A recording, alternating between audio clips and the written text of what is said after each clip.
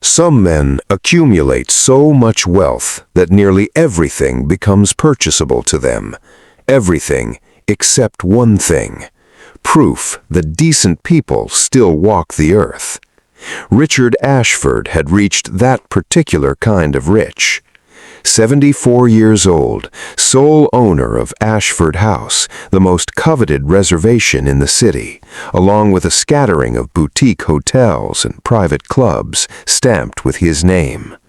That evening, though, he sat in the quiet back office of his flagship restaurant, eyelids lowered, feigning rest, but really he was baiting a snare. A gold watch, the last gift his late wife ever gave him, worth more than most people saw in 3 years of paychecks, lay abandoned near the edge of his desk. He'd run this same experiment for years, with cash, with jewelry, with anything that caught the light just right. And every single time, whoever walked through that door confirmed exactly what he expected of them. But tonight, the door opened for someone different. Not a hungry line cook, not an ambitious server angling for a promotion. A 9-year-old girl stepped in, wearing a cardigan 2 sizes too large, hugging a coloring book to her chest. What she did in the next few minutes would fracture something in Richard Ashford that had gone rigid 11 years earlier, a fracture that would never fully close again. Keep watching, because his final will leaves even people who share his last name utterly speechless. Bitterness rarely arrives all at once, I've come to believe. It builds the way grime builds on an old range nobody scrubs, quietly, layer over layer, until one day the whole thing stops working the way it used to. Richard Ashford wasn't born hard. He was shaped that way by people he once trusted completely. Richard wasn't actually asleep. His eyes stayed shut, his breath even and measured, his broad frame sunk into worn leather. To a passerby, he looked like nothing more than a tired old restaurateur stealing a nap between the dinner rush and closing. Underneath those closed lids, though, every part of him was awake and listening. He called this his conscience test. Through the frosted glass of his office door came the muffled clatter of the kitchen finishing its final covers, pans ringing, tickets called out, the low hum of a business that had made him wealthy and never once made him happy. The watch sat where he'd left it, clasp undone, positioned to look as though it had simply slipped off his wrist while he dozed. He waited. Then the door handle turned. Watching Richard in that moment, I find something quietly tragic in it. A man who builds traps to catch the worst in people is, without realizing it, revealing just how empty his own trust has become. He wasn't really testing anyone's character. He was hunting for confirmation, proof that the suspicion he carried everywhere was earned. That's its own kind of isolation, winning a game over and over that brings no satisfaction in the winning. The person who'd entered was a woman named Diane Foster. Diane was Ashford House's newest hire, 3 weeks into washing dishes in the back kitchen.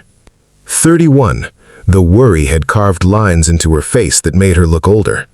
She'd lost her husband the year before, Daniel, killed on a rain-slicked highway driving home from a night shift, and been left holding unpaid bills and a 9-year-old daughter, Nora.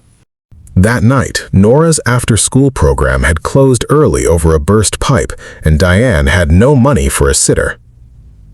She'd pleaded with the kitchen manager, Patricia Kwan, to let her bring Nora along just this once, swearing the girl would sit still with a coloring book and not make a peep.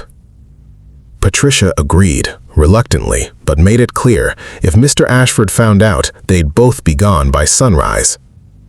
Quietly, Richard heard Diane's footsteps, and behind them, smaller, lighter ones. "Nora." Diane's whisper was strained.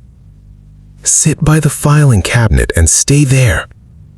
Don't touch a thing. Don't make any noise. Mr. Ashford's resting, and if you wake him, Mommy's out of a job with nothing else lined up. Understand?" "Yes, Mommy," came the careful reply. Behind his mask of sleep, Richard felt something unfamiliar stir, curiosity slipping past his usual suspicion. That wasn't a mischievous voice. It was a frightened one. "I have to finish the last rack," Diane whispered. 10 minutes, I promise. Please just be good." "I will," Nora said. The door clicked shut. Reflectively, Diane was gone. Now it was only the old man and the girl. Worth noting, Diane hadn't told her daughter, "Don't take anything." She'd said, "Don't touch anything." In her mind, Nora had never once registered as a possible thief. Her fear wasn't that her daughter might steal. It was the fear every poor mother carries, that the world is standing by, ready to blame her child for the simple crime of being somewhere she wasn't supposed to be. That distinction hadn't occurred to Richard yet, not in that moment. The office fell into a long stillness. Just the muffled kitchen noise beyond the wall, and nothing else, because Nora hadn't moved an inch. He expected rustling paper, the shuffle of curious feet exploring things she'd never been allowed near. Children were curious by nature, and poor children, in Richard's long-held view, hungered most for what they'd never had. But minutes passed, and she stayed put. Then, the faint slide of a coloring book off small knees. She was standing now. Richard's whole body went tense. Here it comes, he thought. Carefully, small footsteps drew closer, slow and deliberate, as though she were measuring every step before taking it. He knew exactly what had drawn her over. The watch, glinting under the desk lamp, inches from his still hand.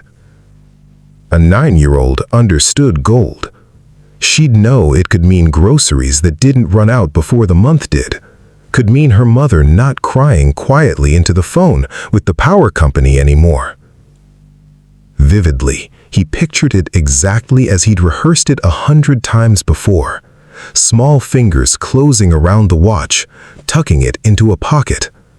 Then his eyes would snap open, and he'd catch her in the act and fire the mother before the girl even understood what had happened. Bitterly, one more confirmation.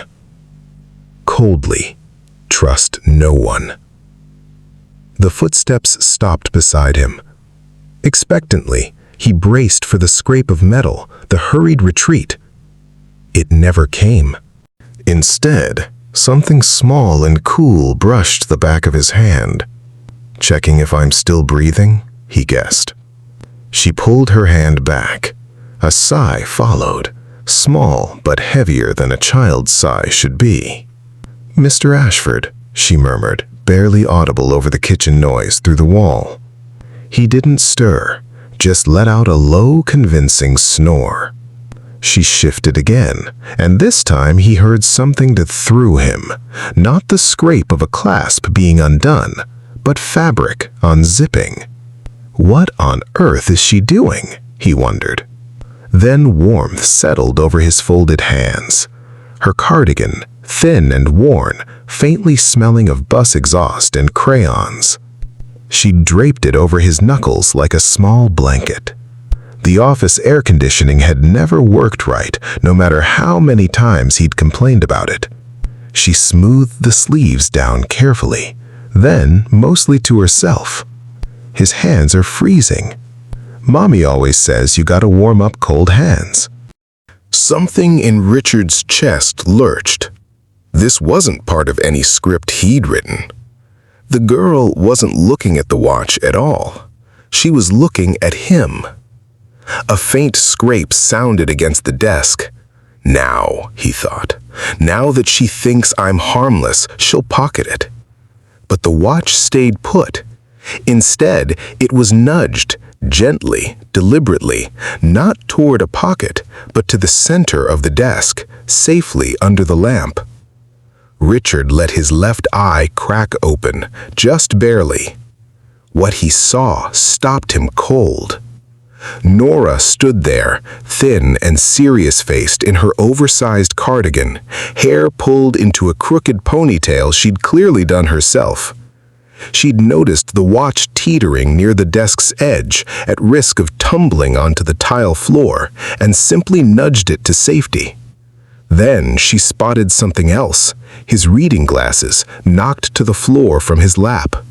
She retrieved them, wiped the lenses on her sleeve, and set them beside the watch. There, safe. She returned to her spot by the cabinet, curled her knees to her chest, and wrapped her arms around herself, shivering now, faintly. She'd just given away her only layer of warmth to a stranger, and the cold had found her instead. I want to linger here because there's something this 9-year-old understood that a 74-year-old businessman had lost somewhere along the way. Kindness doesn't require the recipient to have earned it. Nora wasn't calculating whether he deserved help. She simply saw someone cold and did something about it. Adults accumulate reasons not to be kind, a lifetime of them. Children haven't yet learned all those reasons, and sometimes that gap in their education is the wisest thing about them. Richard's mind went blank. For the first time in 11 years, he genuinely didn't know what to think. He'd set out to catch a thief, and instead caught something he had no name for. The wall he'd spent over a decade constructing, brick by careful brick, had just taken its first real crack. "Why didn't you take it?" he wanted to shout. "I know your mother scrapes by. Why didn't you take the watch?" Tell me where you're tuning in from tonight. And if a story like this is getting to you, go ahead and subscribe. What Richard does next is going to surprise even the people who think they know exactly who he is. But when Diane sees her daughter's cardigan draped over her boss's hands, will she feel relief, or will panic make her unravel everything before Richard gets the chance to explain? Before Richard could untangle the feeling rising in him, an old memory surfaced, one he'd spent 11 years trying to keep buried. A winter, long past. A hospital room. His wife Margaret, thin as paper after 14 months of cancer wearing her down. The doctors had given her days. Richard sat holding her hand, having canceled every meeting, every gala, every commitment for what felt like the first time in his adult life. "You came," Margaret said, her voice barely there. "I thought you'd be at that opening on 5th. "Nothing matters more than you," he said, tears falling freely. She managed a small smile. Then, quietly, "Where are our children?" Richard tensed. Their 3, Preston, Vivian, and Grant, weren't there. Preston was closing a deal overseas. Vivian had a gala she couldn't miss. Grant had texted something vague about trying to make it by the weekend. "They're coming," Richard said. A kind lie and a necessary one. Margaret looked at him steadily. She knew. She'd always known. "Don't let this turn you to stone," she whispered. "Promise me my dying won't make you hard." He promised. He didn't keep it. Margaret died at 4 in the morning with only Richard at her side. Their 3 children called 2 days later, not about grief, but about the estate. From that point forward, Richard built his wall, brick by brick. He fired veteran staff over mere suspicion. He stopped accepting explanations. He started laying traps, watches, cash, anything shiny enough to expose whoever picked it up. Every time someone failed the test. Until tonight. Until Nora. I think the hardest promise to keep is often the one we most sincerely want to. Richard didn't break his vow to Margaret because he was cruel. He broke it because grief was too heavy to carry honestly, and bitterness, strange as it sounds, offers its own kind of shelter. If you expect everyone to disappoint you, no one really ever can again. It's armor built by a heart that loved too hard once. The trouble with armor, though, is that it keeps warmth out just as effectively as it keeps pain out. Before Richard could sort through what he was feeling, the office door flew open. Diane rushed in, breathless, face drained of color. She must have sprinted the length of the kitchen without slowing down once. Her eyes swept the room, first to the filing cabinet, where Nora sat curled up and shivering without her cardigan. Then to the desk, where the little sweater lay across Richard's folded hands, the untouched watch resting beside it. Diane's hand shot to her mouth. In an instant, the worst possible version of the scene assembled itself in her mind. That Nora had disturbed him, had reached for the watch, panicked, tried to cover her tracks. "Nora." Diane's voice cracked as she crossed the room and pulled her daughter up by the arm. "What did you do? Why is this over there? Did you touch him? Did you touch that watch?" Confusedly, Nora blinked up at her, confused. "No, Mummy. His hands were cold, so I covered them. And the watch was going to fall, so I moved it somewhere safer." "Oh my God." Diane's eyes welled. "He's going to wake up and fire us both." Desperately, "I told you not to move!" Hastily, panic-stricken, she yanked the cardigan off Richard's hands, nearly knocking his glasses to the floor a second time. "I'm so sorry," she whispered to the man she believed was still sleeping. "Please don't wake up. Please." As the fabric slid away, an old image surged into her mind, one she could never quite shake loose. Daniel. A year before, rain hammering the highway. A phone call past 11 that ended not in her husband's voice, but a trooper's. She remembered sitting on her kitchen floor that night, Nora asleep upstairs, clutching the only piece of him within reach, his old knit cap, still carrying his smell. "Promise me something," he'd told her once, laughing, back when they were young and broke and happy anyway. Promise Nora never grows up thinking kindness is only for people who can afford it. "I promise," she'd said, not knowing yet how much that promise would cost. Standing in this office now, watching her daughter shiver without a sweater, Diane understood something painful. She had failed to protect the one thing Daniel asked her to protect. Not from cruelty exactly, but from a world that punished her daughter's kindness as though it were a crime.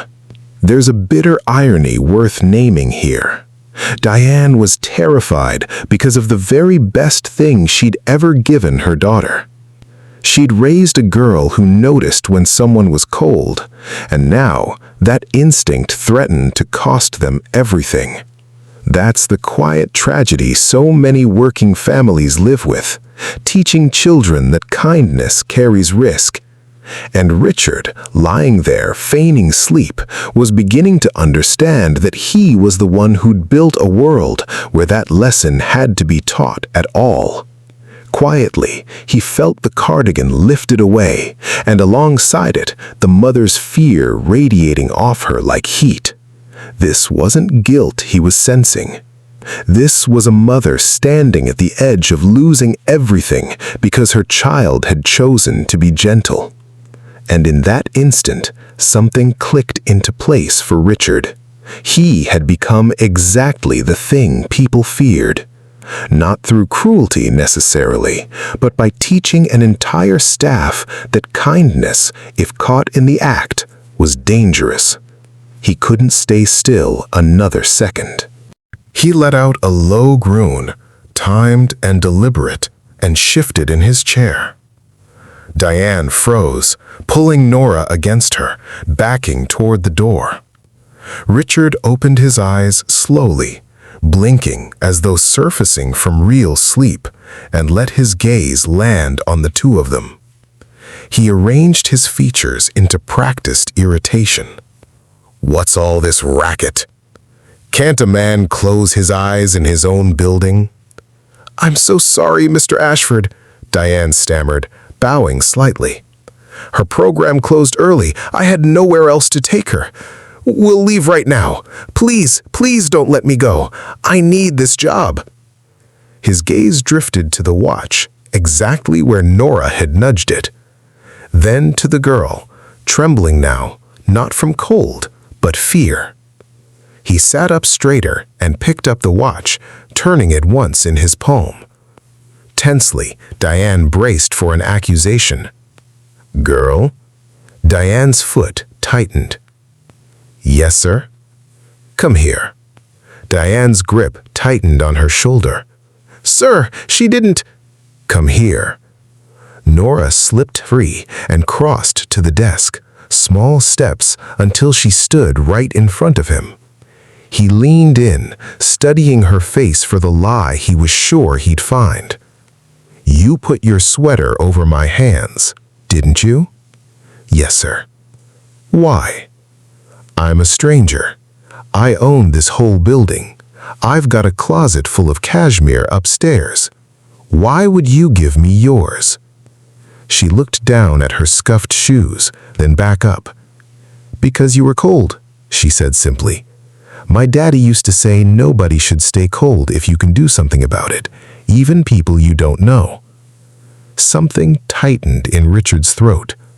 He turned the watch over slowly, studying it, then set it down and looked up at her with an entirely different expression. Cold calculation replacing whatever softness had briefly surfaced. There's a problem, he said. Diane's stomach dropped. Sir? He held up the watch, angling it under the lamp. This crystal. See here, a hairline crack right along the edge. Wasn't there before. He set his jaw. Quietly. This watch belonged to my late wife. It's irreplaceable. And repairing something like this, a piece this old, this specific, costs real money. Close to $1,000 done properly. The lie sat heavy and deliberate in the room. This was the second part of his test, and he knew it even as he spoke it. He wanted to see what pressure would do to them. Wanted to know if Diane would turn on her daughter, if fear of the bill would fracture the one thing in the room that still looked whole. Diane's face went ashen. Desperately. Mr. Ashford, I don't have that kind of money. I haven't even seen my first paycheck yet. Please, take it out of my wages, all of it, however long it takes. Just don't put this on her. She didn't mean any harm. He watched her carefully. She hadn't turned on the girl. Not even a flicker of it. But he wasn't finished watching yet. He looked down at Nora. And you, he said, you're the one who was handling. Nora didn't cry. Her small face went unusually serious, and she reached into the pocket of her leggings. I don't have $1,000, she said quietly, but I have this. She opened her palm. Resting in it was a small, battered harmonica, one reed slightly bent, the metal casing scratched dull from years of handling. To anyone else, it was worthless. In her hand, it looked like the only thing she owned that mattered. This was my daddy's, she said. He used to play it for me before bed. It's the only thing of his I have that isn't a picture. She looked up at Richard. You can have it. For the watch. I don't want you to be mad at my mom. She set the harmonica gently on the desk beside the reading glasses she'd rescued minutes earlier. Diane made a small, broken sound. Nora, no! You don't have to! It's okay, Mommy, Nora said, not looking away at Richard. Richard went completely still. He stared at the little harmonica and for a moment couldn't make himself breathe normally. He thought of the envelope of cash in his desk drawer, of the fortune sitting in his accounts untouched for years. And then he looked at the small dented instrument in front of him, A 9-year-old offering up the last sound of her father's voice to spare her mother a debt she hadn't actually caused. He understood with sudden and total clarity that this child who had almost nothing was wealthier than he had ever once been. He had millions. He had never sacrificed anything he actually loved for another person in his entire life.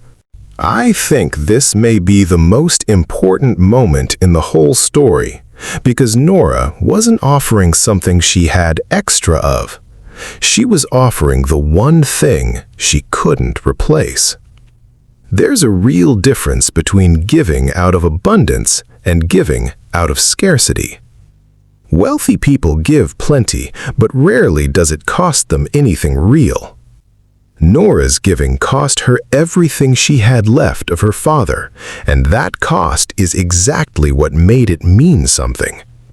Richard, who had never once given anything away that actually hurt to lose, was witnessing real generosity for the first time in his life. And it came from a child in a cardigan 2 sizes too big. The silence held. Richard reached out and picked up the harmonica, his hand unsteady. "You'd give me this," he said, voice dropped to barely more than a whisper. "Over a scratch on a watch face?" "Yes, sir," said Nora. "Is it enough?" Richard closed his eyes. When he opened them, they were wet. "Yes," he said. "Yes, Nora. It's more than enough." He sank back into his chair. Whatever performance he'd been running was finished. He no longer had it in him to keep playing the part. "Sit down," he said, and his voice had shifted entirely. No sharpness left in it, just the tired voice of a lonely old man. "Sir? Come. Sit. Please. Both of you. Stop looking at me like I'm about to eat you." Diane hesitated, then perched on the small sofa near the window, pulling Nora into her lap instinctively. Richard looked down at the harmonica turning slowly in his hand, his eyes distant. "I owe you both a confession," he said. "There's no crack in this watch. There never was. It's completely fine." Diane let out a breath she'd clearly been holding for several minutes. "And," Richard went on, lifting his eyes to meet hers, "I wasn't asleep. Not for 1 second of this." Diane's expression shifted from relief to something closer to disbelief. "You weren't this whole time?" "No," he said. "I set that watch out on purpose. I've done it before with other new hires. I wanted to see if you'd take it." Diane pulled Nora closer, hurt plainly written across her face. "You were testing us, like we were suspects." "Yes," Richard admitted, not looking away from the accusation. Somberly, "I'm a bitter old man, Diane." Reflectively, "I've spent 11 years believing everyone has a price if you dangle enough in front of them." Gently, he turned to Nora. "But your daughter didn't take the watch. She warmed my hands because she thought I needed it. Then she offered me the last piece of her father she had left just to protect you from a debt that wasn't even real." Quietly, he wiped at a tear on his cheek without bothering to hide it. "I've lost my way somewhere along the line," he said. "I have more money than I could spend across 3 lifetimes, and I am, without question, the poorest man in this building tonight. And you've raised a daughter richer than I have ever managed to be." I want to pause on one detail here. Easy to overlook if you're focused on Diane's reaction, the confusion, the hurt of learning she'd been tested by the man who employed her. But I think the child's reaction is the one worth sitting with. Nora couldn't fully grasp the idea of a test. In her understanding of the world, nobody pretends to be cold or pretends a watch is broken just to trap someone. Nora tilted her head, frowning slightly. So the watch was never really cracked, and you were pretending the whole time? Richard opened his mouth to answer, but she kept going, entirely without malice. But your hands really were cold, though. I felt them. He went still. It was true. The cold in his hands had been real, even if the trap around it wasn't. He'd staged a performance, but the loneliness underneath it had never once been fake. She'd touched something true without meaning to. He hadn't been acting the part of a man who needed warming up. He simply was that man. Maybe that's the most unsettling thing for men like Richard. They build so many layers of performance that almost no one ever sees past them. But children, clumsy and honest the way only children can be, sometimes walk straight through every layer without even noticing they're there. Nora hadn't been fooled by the act, because she never cared about the act in the first place. She only cared that his hands were cold. And in the end, that turned out to be the only thing that mattered. Richard stood, crossed to the window overlooking the darkened dining room below, and turned back to face them both. "The test is over," he said, "and you've both passed it completely." He returned to the desk, pulled an envelope of cash from the drawer, and pressed it into Diane's hands along with the watch itself. "Take these." "No, sir." Diane shook her head firmly. "I don't want your charity. I just want to earn my keep." "It isn't charity," he said. "Consider it payment for a lesson your daughter just handed me free of charge. Buy her a coat that actually fits. Buy yourself a bed that doesn't wreck your back every morning. Take it." Diane's hands shook as she finally accepted the envelope. "Thank you, Mr. Ashford. Truly. Don't thank me yet." A small, unfamiliar smile touched his mouth, the first real one in over a decade. "I have a proposal for Nora." Nora's eyes lit up. "For me?" "Yes." He held up the harmonica. "I'll be keeping this. You gave it to me, fair and square, to settle a debt." Her face flickered with something like sadness. "But," he continued, "honestly, I don't play harmonica. Never learned. What I need is someone to remind an old, stubborn man how to be decent again. Would you like to come here every day after school? Sit in this office, finish your homework, and put up with me. In exchange, I'll see to it that you never have to worry about school, any of it, all the way through university. Deal?" Nora turned to look up at her mother. Diane was crying freely now, hand pressed over her mouth, and she nodded. Happily, Nora turned back to Richard, breaking into a gap-toothed grin, and held out her small hand. Richard Ashford, a man who hadn't trusted a single soul in 11 years, reached out and shook it. People tend to assume beautiful stories end right at their most beautiful moment. Real life doesn't work that way. Real life is what comes after the handshake, and that part is rarely as simple as we'd like. 3 years later, Richard's office was barely recognizable.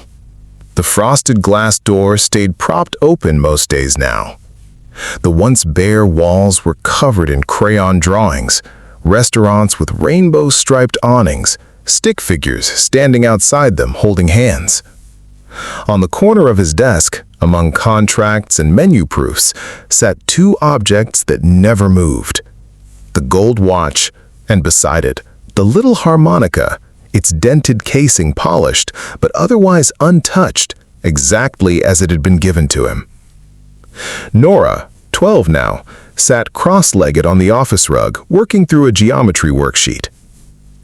"Mr. Ashford," she said, tapping her pencil, "I don't get congruent triangles." "It's Richard, kid," he said, for maybe the 1000th time. "Let's look at it together." Diane knocked once and entered with a tray of coffee, no longer in a dishwasher's apron, but a tailored blazer. Richard had made her general manager the year before. "Thank you, Diane," he said, accepting the cup. Reflectively, whatever distance had once existed between employer and employee was long gone, replaced with something closer to family. Not every day held this kind of peace, though.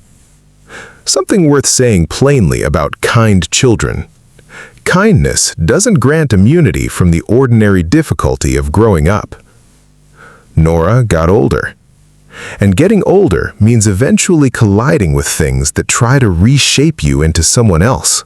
At 14, a group of Nora's classmates came by the house Richard had helped Diane and Nora move into. Talk drifted, as it always did, to what people's parents did for work. When Nora mentioned her mother managed the floor at Ashford House, one girl smirked. "My dad says people like your mom only get jobs like that because rich guys feel sorry for them." Nora didn't say anything back. She just went quiet for the rest of the afternoon. That night, she took the little tin harmonica keychain, the replica Richard had made her, small enough to carry everywhere, and buried it at the bottom of a drawer. For the first time, shame crept in.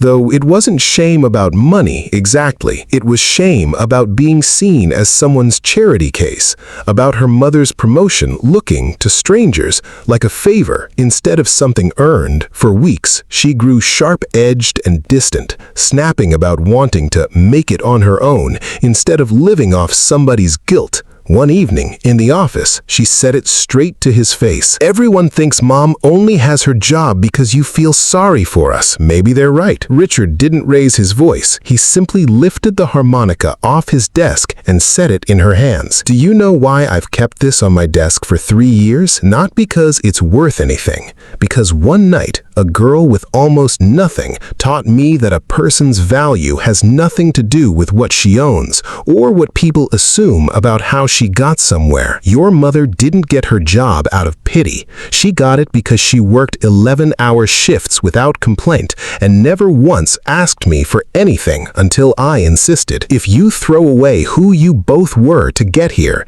you're not throwing away a toy. You're throwing away the two people who saved my life." Nora went quiet for a long time. Then she cried. That night, she dug the keychain out of the drawer and clipped it back onto her bag, where it stayed. I think about this scene often because it teaches something simple and easy to forget. Kindness isn't something you receive once and hold on to automatically forever after. It's a choice you keep making, especially in the moments it becomes inconvenient to make it. Nora nearly lost herself, not because she was a bad kid, but because she was a kid, standing at the age where other people's judgment starts to matter more than your own memory of what actually happened. What kept her tethered to herself was an old man willing to hand her the proof, again, of who she and her mother had always been. Sometimes the greatest fortunes aren't measured in dollars. They're measured in the hearts we change. Richard Ashford thought he was testing the world. Instead, one little girl tested him. But this isn't where their story ends. In part 2, Richard makes a decision so unexpected, it changes not only Nora's future, but his own legacy forever. If this story touched your heart, let us know in the comments. What would you have done if you were Richard Ashford? Don't forget to like, subscribe, and turn on notifications so you won't miss part 2. Thank you for watching. We'll see you in the next chapter.